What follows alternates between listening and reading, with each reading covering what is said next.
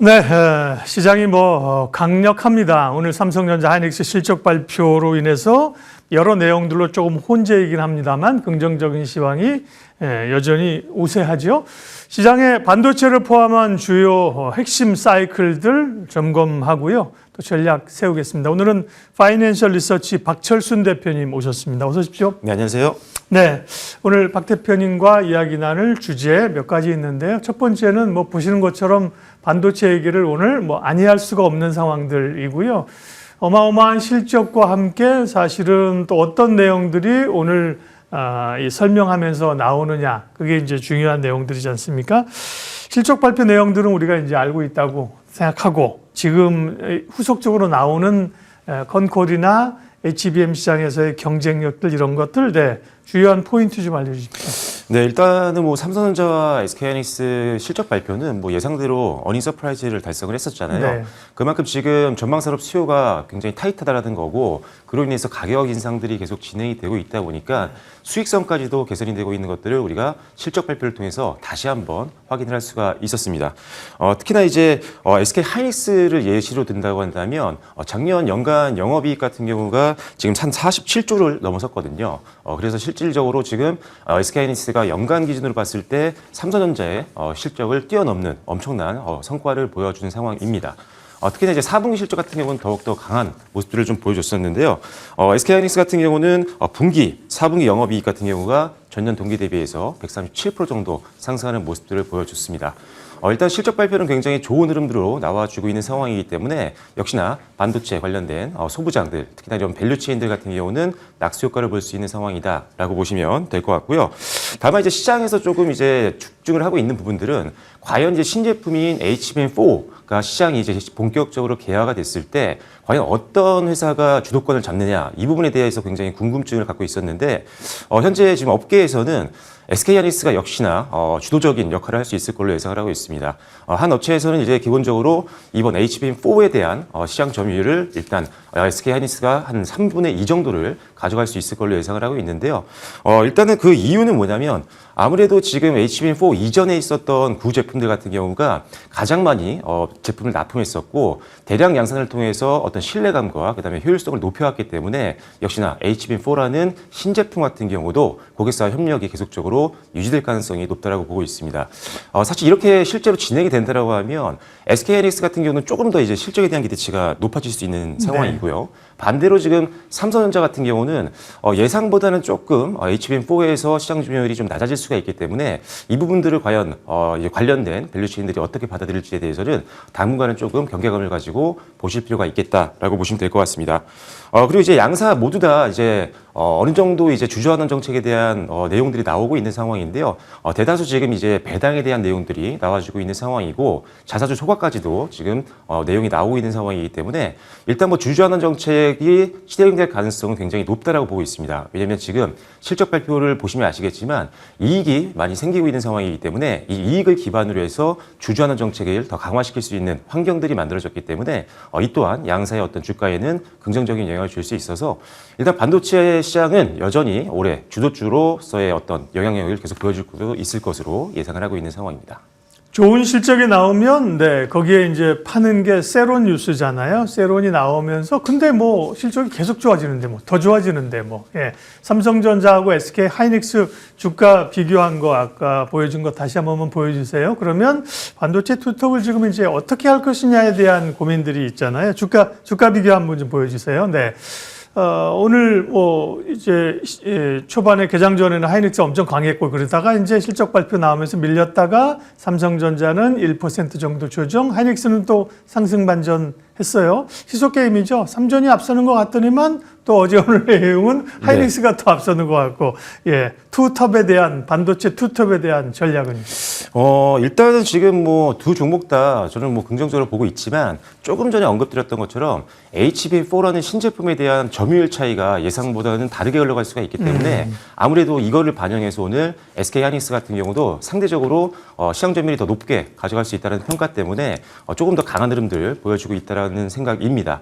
다만 일단은 삼성전자 같은 경우도 올해 150조 원 이상의 영업이익을 기대를 할 수 있는 상황이고 특별히 이제 삼성전자 같은 경우는 그동안 굉장히 아픈 손가락이었죠. 파운드리 쪽 같은 경우가 다시 한번 이제 회복세를 보여주고 있는 상황이기 때문에 여전히 뭐 이익에 대한 기대감은 높다라는 판단입니다. 그래서 이제 SK하이닉스 밸류체인은 더욱더 좀 집중을 할 필요가 있을 것 같고요. 삼성전자 같은 경우는 파운드리 쪽 관련된 어떤 이슈가 있는 종목들 아니면 직접적인 협력 관계에 있는 종목들 위주로 좀 보시면 좋겠다라는 생각인데 뭐 예를 들어서 뭐 원익 IPS 같은 경우는 이 증착 장비 쪽에서는 유일하게 삼성전자의 파운드리 라인에 대응이 가능한 장비를 만들고 있는 회사이기 때문에 이렇게 직접적인 수혜를 볼 수 있는 종목들을 좀 선별적으로 투자한다면 반도체 쪽 충분히 지금 대응 가능한 투자의 영역이다라고 보시면 좋을 것 같습니다. 네, 삼성전자와 SK 하이닉스 중심으로 먼저 여쭤봤는데 사실은 뭐 큰 고민이 없죠, 그죠? 누가 조금 더 시기적으로 먼저 가고 또 쫓아가느냐 이런 건데 결국은 그 다음 단계가 소부장인데요. 그동안은 이제 장비 투자가 이루어지게 되면 주로 삼성전자의 밸류체인들을 많이 받지 않습니까? 네. 오늘 말씀하신 HBM4 쪽, HBM에서의 하이닉스의 독주가 된다면 결국은 그러면 하이닉스 밸류체인을 더 봐야 되는 것인가? 조금 전에 원익 IPS 말씀하셨는데 소부장 전략 조금만 더 얘기해 주세요. 네. 지난주에도 살짝 언급을 드렸었는데 소부장 기업들 같은 경우는 일단 첨단 반도체 패키징 공정과 관련된 소부장들을 좀 공략하시거나 또는 HBM4 같은 신제품 영역에 대응할 수 있는 뭐 소재라든지 부품이나 장비 뒷단을 공부를 하셔야 될 것 같은데 그중에도 개인적으로는 장비 뒷단을 좀 더 집중해서 보시는 게 좋겠다라는 판단입니다. 그 이유는 사실 작년만 해도 이 본격적인 투자에 대한 어떤 기대감이 좀 낮아져 있는 상황이었고 실질적으로 SK하이닉스라든지 삼성전자와 같은 이런 메모리 기업들의 투자가 조금씩 지연되는 모습들이 보였기 때문에 장비단이 사실 소재나 부품 대비했을 때 많이 못 오른 종목들도 꽤 있었습니다. 그래서 상대적으로 밸류에이션상 지금은 투자가 본격화되고 있는 상황이고 이에 따른 낙수 효과를 볼 수 있는데 상대적으로 오르지 못했던 장비주들을 먼저 공격적으로 여러분들이 비중을 확대하는 전략이 필요할 것 같고요. 그리고 이제 또 다시 한번 아키텍처가 좀 바뀌고 있습니다. 일단 소캠 시장이 이제 본격적으로 열리잖아요. 이제는 뭐 엔비디아를 시작으로 해서 뭐 퀄컴이라든지 AMD라든지 모든 대표적인 기업들이 소캠 쪽으로 이제 적응을 확대하려고 하는 움직임들이 보여주고 있기 때문에 소캠 관련된 기업들을 좀 보시는 게 좋겠다. 특히나 이제 소캠은 저전력 반도체죠. LPDDR이 한 4개 정도가 들어가게 됩니다. 그렇기 때문에 지금도 약간 공급이 좀 부족한 상황인데 이 LPDDR 관련된 가격도 오를 가능성이 있어서 관련주들 좀 묶어서 보시면 좋을 것 같고요. 추가적으로는 심텍 같은 기업들이 소캠용 기판을 지금 만들어서 메모리 3사에 모두 다 지금 테스트를 하고 있는 그런 상황입니다. 그래서 올해 같은 경우도 본격 개화가 된다라고 한다면 한 500억 원대 연간 매출을 기대할 수 있는 상황이어서 기판 관련된 종목 중에는 일단 기본적으로는 심텍을 한번 보시면 좋을 것 같고요. SK하이닉스 밸류체인으로 좀 더 집중을 하고 싶다라고 하신다면 SK하이닉스와 기판 쪽에서 더 협력 관계가 있는 TLB도 함께 묶어서 보시면 좋을 것 같습니다. 네. 소부장 까다롭죠. 그전에도 이제 제한적인 종목만 전에 올라갔고요. 이번에는 오르니까 뭐 그냥 다 한꺼번에 그냥 뭐 15%, 20%씩 올라버리니까 변별력이 없어졌기 때문에 결국은 스타디를 하고 아는 종목으로 가야 되는 겁니다. 소부장 관련된 핵심 포인트와 관련 종목까지 말씀을 해주셨고요. 다음 주제 보겠습니다. 다음은 현대차인데요. 네. 현대차가 오늘 오후에 실적 발표하는데 세상 관심 없습니다. 왜냐하면 모르고 있었습니다. 워낙 하이닉스하고 삼성전자 그죠 실적 발표 주목하다 보니까 그런데 실적 발표를 이제 하게 되는데요. 사실은 이제 실적만 놓고 보면 기대치가 별로 높지 않은 거 아닌가요? 네, 맞습니다. 일단은 뭐 작년 같은 경우는 특히나 이제 관세 영향도 좀 있었기 때문에 이익에 대한 기대치는 그렇게 높지는 않습니다. 하지만 그래도 매출에 대한 기대감은 좀 있는데 일단 최근에 나왔던 통계를 보면은 미국에서의 어떤 현대차 그룹의 시장 점유율이 오히려 늘어나는 것들을 확인을 했었기 때문에 일단 전통적인 자동차 사업에 대한 기대감은 여전히 남아있는 상황이다라고 보시면 될 것 같고요. 그리고 이제 현대차 같은 경우가 이제 기아차와 같이 또 역대급 실적을 나올 수 있을까 그런 기대감이 좀 있는 상황인데 역시나 현대차 같은 경우도 매출익 같은 경우는 전년 대비해서 한 7.2% 정도 연간 기준으로 늘어날 것으로 보고 있고요. 앞서 말씀드린 것처럼 다만 영업이익 같은 경우는 관세에 대한 어떤 우려감이 좀 있었고 관세가 실제로 반영이 됐었기 때문에 이에 따라서 한 12% 정도는 감소할 가능성이 높다라고 업계에서 평가를 하고 있는 상황입니다. 그리고 실제로 이제 지난해 11월부로 이제 관세가 완화가 되기 때문에 많은 분들이 그렇다면 4분기 실적 정도는 좋지 않냐라고 보실 수가 있는데 11월 달에 이게 관세가 완화가 됐다라고 했지만 실제로 현대차 그룹의 미국 판매 법인 쪽에서 재고가 남아 있었죠. 그래서 이 재고 소진 기간들이 있었기 때문에 실제로 관세 완화에 대한 어떤 영향이 반영이 되는 시기는 11월 말 이후부터였습니다. 그래서 실질적으로 10월 달과 11월 달은 관세 영향을 받았던 시기였기 때문에 4분기 실적에 대해서도 너무 크게 기대감을 가질 필요는 없을 것 같다라고 네. 보시면 될 것 같습니다. 모두가 아는 사실이 최근에 현대차와 관련 기업들이 실적을 근거로 해서 오르지 않았다, 그죠? 네. 로봇이나 자율주행에 대한 성장에 대한 기대감이었잖아요. 그럼 실적 발표했더니 실적은 아직이네. 이런 그 실망들이 나오면서 좀 조정을 받는다면 현대차는 기회입니까?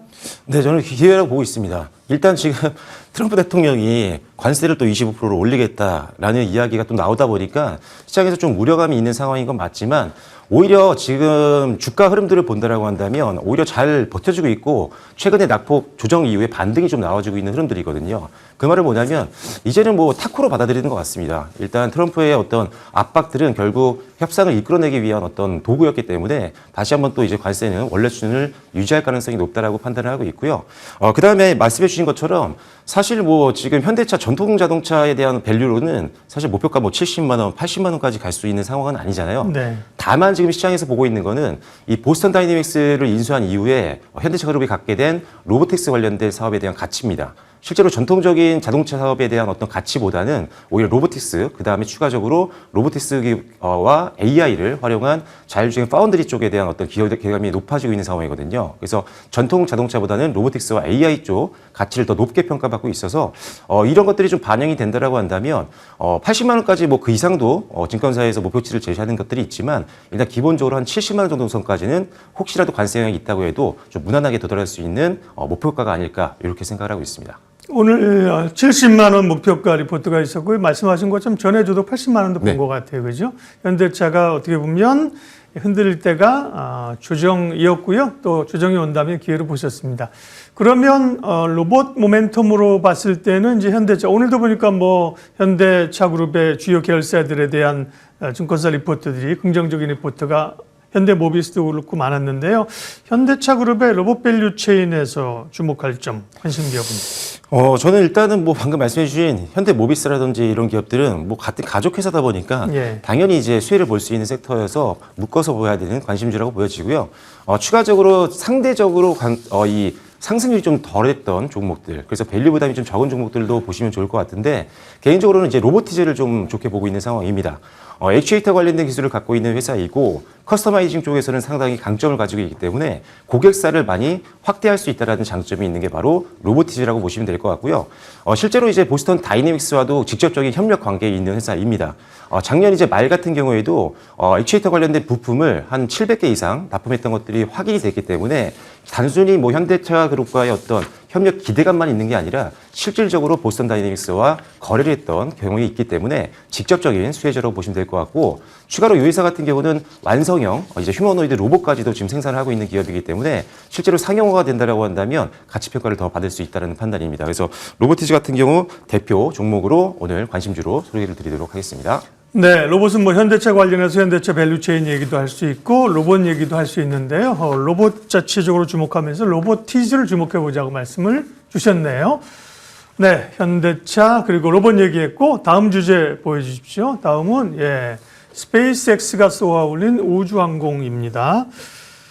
일론 머스크가 자신의 생일 6월에 맞춰서 스페이스X 상장한다고 우리 같으면은 뭐 참 희한한 얘기인데 미국은 뭐 그런 것들이 물론 이제 할지 안 할지는 한다고 하더라도 절차가 좀 있어서 그렇죠. 네. 상장 절차 때문에 될지는 안 될지 모르겠으나 어쨌든 스페이스X 모멘텀 우주항공주들이 연초에 이제 꽤 움직입니다. 어떻게 보세요? 일단 우주항공은 사실 과거에는 이제 테마성으로만 움직였던 그렇죠. 섹터였는데 이제는 실질적으로 이제 정부 주도하에서만 이제 시장이 확장되는 게 아니라 민간 기업들이 참여를 하고 방금 말씀해 주신 스페이스X라는 어마어마한 기업이 이제 상장을 하면서 상장을 앞두고 있으면서 기대감이 더욱더 높아지고 있고 실질적으로 이제 우주항공 사업을 통해서 실적까지도 뽑아내고 있는 상황이다 보니까 이제는 기대감만 있는 게 아니라 어떤 가치 평가를 통해서 관련된 종목들 추가적인 주가 상승을 좀 기대해 볼 수 있는 상황이다라고 보시면 될 것 같습니다. 일단 뭐 스페이스X 관련해서 우주항공 관련된 종목들이 오르고 있는데 역시나 계속적으로 변동성은 좀 큽니다. 섹터 그렇죠. 자체가. 예. 그러다 보니까 오히려 변동성이 있어서 조정이 나왔을 때는 직접적인 스페이스X와의 관련이 있는 기업들 위주로 좀 보시는 게 좋을 것 같고요. 특별히 개인적으로 이제 미래에셋증권 같은 경우는 지속 관심이 좀 필요하다라는 판단입니다. 네. 일단 뭐 당연히 4천억 원 정도의 지분 투자를 했기 때문에 이 가치가 어마어마한 상태거든요. 그래서 일단 직접 투자에 대한 어떤 가치를 좀 부각한다고 한다면 역시나 좀 더 밸류를 높게 평가할 수 있을 것 같고요. 그뿐만 아니라 단순히 이제 스페이스X 관련된 테마만 있는 게 아니라 실질적인 투자도 했지만 전통적인 이 증권업도 사실 지금 호황이잖아요. 너무나도 지금 거래량이 늘고 있는 상황이기 때문에 본업인 뭐 브로커리지 마진 같은 경우도 늘 수밖에 없는 그런 상황이라고 보시면 될 것 같고 약간은 조금 난항을 겪고 있지만 뭐 스테이블 코인 관련된 법제화 이런 부분들 같은 경우도 가장 공격적으로 그 시장을 공략하기 위해서 인수라든지 이런 것들을 보여주고 있는 회사이기 때문에 지금 본업도 잘하고 있지만 우주항공 그리고 뭐 디지털 자산 관련된 투자까지 최근에 이슈가 될 만한 모든 것들을 가지고 있는 대표 종목이기 때문에 네. 미래에셋증권 한번 주목해 보시면 좋을 것 같습니다. 스페이스X는 뭐 6월에 상장이 될지 조금 늦을지 모르지만 사실은 상장하는 게 좋은 게 아니라 사실은 그때쯤 보면 뉴스 모멘텀 빠질 수 있죠. 그죠? 네. 그때까지가 오히려 더 기대감이 있는 거고요. 관련된 기업들이 꽤 우주항공주들이 많이 있고 저희가 뭐 다른 코너에서도 얘기를 해 드립니다만 박철순 대표는 뭐 그런 종목도 좋지만 미래에셋증권이 증권주지만 스페이스X 지분 가지고 있고 그죠? 네. 증권업종으로서의 업황도 좋기 때문에 오히려 관련주로 미래에셋증권 주셨고요. 방산주 질문도 있어서요. 네. 방산주는 요즘 조금 조용하네요.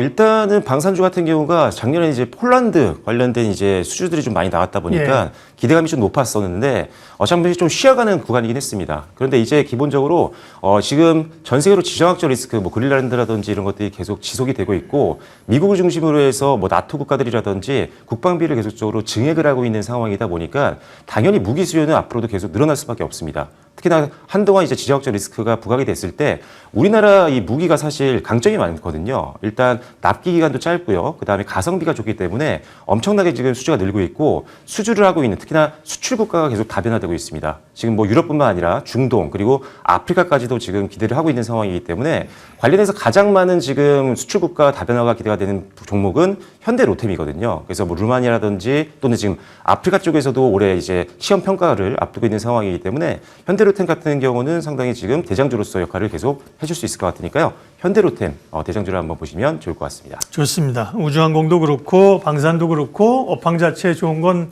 알고 어느 정도 자신은 있다. 그중에 여기 오시는 또 출연자 전문가들은 어떤 종목을 보느냐. 그게 우리의 관심사 아니겠습니까? 네. 그런 종목들을 이제 콕콕 집어서 얘기를 해 주셨고요. 방산주 가운데는 현대로템을 좋게 보시는군요. 네, 오늘 세 가지 주제 다뤄봤고요. 박철순 대표님 오늘 시장 주목할 만한 관심주 얘기해 주시겠어요? 네, 역시나 반도체 소부장을 빼놓을 수가 없는데요. 오늘은 PSK홀딩스를 소개해 드리도록 하겠습니다. 이 회사는 이제 반도체 세정 장비인 디스컴 장비, 그 다음에 칩과 기판을 연결하는 접합 장비죠. 리플로우 장비를 만들고 있는 회사인데 이 두 메인 장비 같은 경우가 지금 현 시점에 가장 걸맞는 장비입니다. 그 이유가 뭐냐면 고성능 칩 패키징인 일단 코어스 공정이라든지 아니면 추가적으로 HBM4와 같은 신제품 같은 경우는 이 두 가지 장비가 더 많이 사용이 될 수밖에 없는 환경으로 되어 있는 상태입니다. 그래서 본격적으로 HBM4가 개발을 하고 TSMC를 중심으로 해서 코어스 공정도 계속적으로 증설을 하고 있는 상황이다 보니까 장비 수주가 작년보다는 레벨업이 될 수 있는 상황이기 때문에 계속적으로 탑픽으로 보시면 좋을 것 같고요. 그 다음에 지금 2026년도 역시나 실적도 작년보다는 레벨업이 가능할 걸로 보고 있습니다. 전방산업 투자 확대에 따른 가장 큰 낙수효과를 볼 수 있는 첨단 장비를 만들고 있는 PSK홀딩스.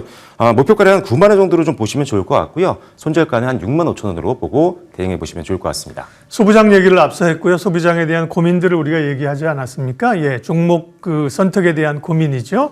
그런 점에서 PSK홀딩스 관심주로 주셨네요. 파이낸셜 리서치 박철순 대표님과 메가사이클 트렌드 분석 종목 탐색했습니다. 고맙습니다.